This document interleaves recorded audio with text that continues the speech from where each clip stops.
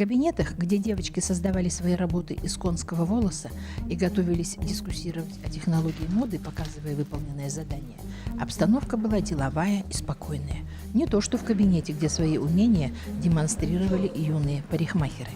Вкусными запахами привлекал зал школьной столовой, где участники в прямом смысле готовили свои конкурсные работы.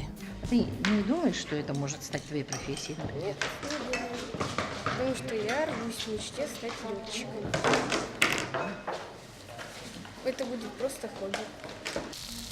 Действительно, кто сказал, что летчики не умеют вкусно готовить?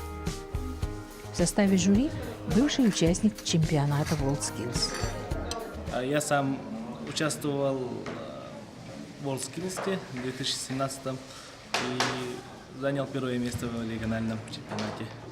И после этого я участвовал в всероссийском, защищал республику. Сейчас я открыл свой бизнес. Я очень рад, что в Меликоне тоже уже буду участвовать в WorldSkills. Но я знаю, как это ответственно, как помогает в будущем. Желаю всем ребятам удачи. Мобильная робототехника – это серьезно. И хотя участников заявлено немного, их успехи просто радуют. У него есть датчик. С помощью него можно управлять с пульта. У пульта есть сигналы.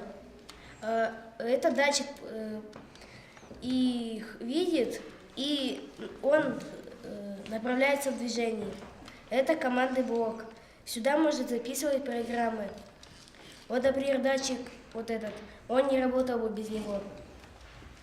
Еще здесь есть средний мотор.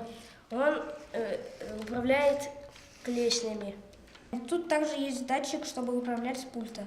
Два крайних мотора, чтобы ездить на гусеницах. Участие в мероприятии позволяет подростку попробовать себя в той или иной профессии, получить навыки самостоятельной работы и самоопределиться в выборе профессии.